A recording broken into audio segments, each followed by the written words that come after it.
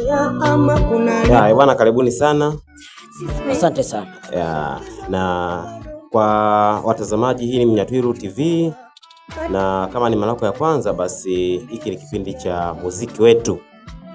Ya, leo tuna wasanii wawili ambao wametembelea hapa studio wakitambulisha pia ngoma yao mpya. Inaitwa kwa jina la inaitwaje? Twende nyumbani. Twende nyumbani. Yeah, okay. Namba wanakutazama kufahamu kwamba ni nani, jina unatumia kisanii lakini jina lako halisi pia. Bwana, mimi naitwa Kisa J Laiso Masharobaro. Kwa nini Kisa J? Kisa J hilo lina mkasa mrefu sana kwa sababu mwanzo kabla sijaanza kuimba nilikuwa kwenye kikundi cha waigizaji. Nilikuwa mwigizaji kiufupi. Okay. Nilikuwa naigiza kwenye sanaa. Lakini baada ya pale nilikutana na kijana mmoja. Yule alikuwa kama ni mwalimu pale. Akawa ananiambia, bwana wewe rafiki yangu. Nilikuwa naitwa Osboy. Osboy. Yeah. Ndio jina ambalo nilikuwa najiita mwenyewe. Jina ulijiita? Yeah. Na Kisa J ulitungiwa au? Akanambia bwana, wewe rafiki yangu unafanya sanaa ya kuigiza lakini naona sio kipaji chako. Yeah. Nikawa namuuliza kwa nini. Akanambia unaonekana ni mwimbaji. Nikamwambia kweli napenda hicho kitu. Basi alinishika mkono na kuanza kunipeleka kwenye studio vya kawaida, unajua. Okay. Mwanzo wa safari. So hapo ndio mwanzo wa jina lako la Kisa J. Yani unajua alipendekeza kwamba uitwe Kisa J au baada ya hapo ulibadilishaje hilo jina? Hapana, mimi nilikaa nikafikiria yani kwamba huyu mtu kwa kitu alichokifanya kwa upande wangu mimi. Najua mimi ni mtu ambao hapendagi kusahau alipotoka. Okay. Nikawaza huyu mtu amenisaidia. Tueleze kwa ufupi tu. Yes. Basi yule jamaa anaitwa J King. Anaitwa J King. Nilichokuja kukiona nikaona kuna leo na kesho. Naweza wenda labda Mwenyezi Mungu kanyosha mkono nikatoboa alafu nikamsahau, nikaona sio kweli. Nikachukua herufi zake zile. Okay. Nikazichambua nikajikuta nimepata Kisa J. Yani kwamba kiufupi kisa changu kuanza kuimba ni yeye. J King. Okay, J King. Kwa kajiita Kisa J. Ndio nikajiita Kisa J. Yani respect kwake, yani hiyo ni heshima ambayo nampaga yeye. Sawa. Okay, sawa. Na majina yako halisi ambayo umepewa na wazazi wako? Majina yangu halisi naitwa Osman Duma Mimosi. Osman Duma Mimosi. Okay. Yeah. Sawa. Naona leo mmepatana na mgeni. Sasa sijui ajitambulishe, si unamtambulisha? Ingependeza vizuri ajitambulishe kwa sababu huyo ni mtu mzima anajielewa bwana. Okay, sawa. Karibu sana. Mimi naitwa Hamisi Daniel Shwab. Hamisi Daniel Shwab. Haya majina yako halisi ambayo umepewa na wazazi. Na jina unatumia kisanaa? Jina natumia kisanaa, natumia kama chama. So na wewe ni mwimbaji? Okay. Sawa. Basi karibu sana Hamisi. Kisa J. Kisa J. Naam. Sawa. Unaweza kutuambia muziki ulianza mwaka gani? Muziki nimeanza mwaka 2007. 2007. Yeah. 2007, kitambo sana. Kipindi ambacho inatamba ngoma ya Diamond ile nimetembea mara na visiwani.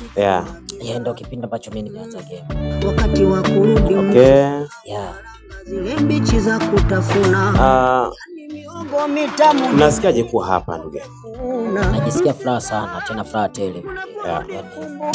Na vile hapa najiona kama niko maskani kabisa. Naona sijakosa chochote, niko fresh. Karibuni sana. Asante sana.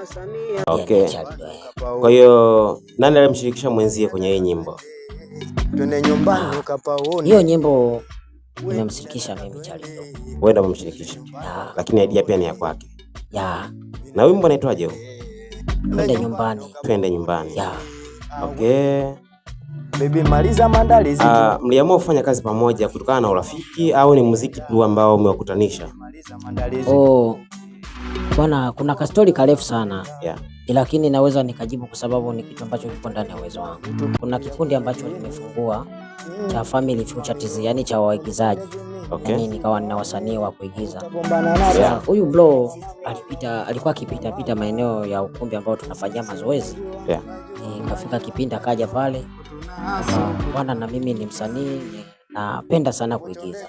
Okay. Tukamkaribisha vizuri, fika pale sasa nikaona huyu jamaa na kitu sana. Yani alivyoingia mazoezi siku ya kwanza, siku ya pili nikaona hiki kichwa. Kwanza amejaliwa kichwa cha kuandika. Yani ni mtunzi mzuri tu wa kuandika story. Mpaka alivyoingia tu moja kwa moja na filamu ambayo tulikuwa tunaiandaa kwa niaba kuifanya, sisi tulicancel kutokana na idea aliyokuja nayo. Ikaja nikali ndo tukaibeba tukaifanya kazi. Okay. Ambayo ndo filamu hiyo inakuja kutoka muda so mwingi. Wewe ndio uligundua kipaji chake? Ila yeye mwenyewe alikuwa anajijua. Yeye mwenyewe kwa anajijua. Ndio maana alikuwa anatafuta vikundi. Alikuwa anajijua kipaji anacho. Sasa baadaye anakuja ananionyesha daftari mwanangu limejaa vitu. Yani kiasi kwamba mimi mwenyewe kichwa kinatikisika. Sasa nikasema sasa hapo. Yani kivyovyote vile, yani kama mbwai na iwe mbwai. Tunaenda sambamba yani. Sasa mnaweza kutuambia kwa ufupi nyimbo inahusu nini, ujumbe ambao unapatikana kwenye hii nyimbo yenu mpya? Naona ujumbe uliomo humo ndani, naona unajitosheleza kujielezea, ila iko kama hivi, ni kwamba bro anaenda nyumbani. Tuko wote mjini, ila anaenda nyumbani na shemeji.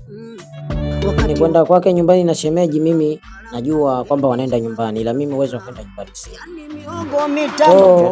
Ili nibidi nimtume salamu wangu. Ndio maana namsisitiza sana nipelekee salamu nyumbani. Okay, hii nyimbo inahusisha kwa namna yote kwenye maisha yako ya kawaida? Tena sana vibaya, kwa sababu kama unavyojua sawa, maisha ya mjini unafahamu, na nilivyotoka nyumbani kuja mjini kujitafuta, na pia vile vile kipaji kimenileta lengo la kuangalia kama naweza kwenye process za hapa na pale utafutaji wangu, najikuta sasa napendelea sana kipaji changu. Kwa nauli ya kurudi nyumbani na kuaga muda mwingine mtihani. Sasa ndio maana kufanya hivyo. Yaani sasa na ujumbe uende ukafike kwa wazazi wangu, na imani wananiona hata hapa sasa hivi, wajue kwamba mwanao mimi na hasu mpaka leo. Kwa hiyo nataka niambie kwamba hii nyimbo umeimba kwa hisia kabisa, ilikuwa inagusa maisha yako halisi sana kabisa sana. Na kwanza najiuliza hata Charido hii idea alipata vipi bwana?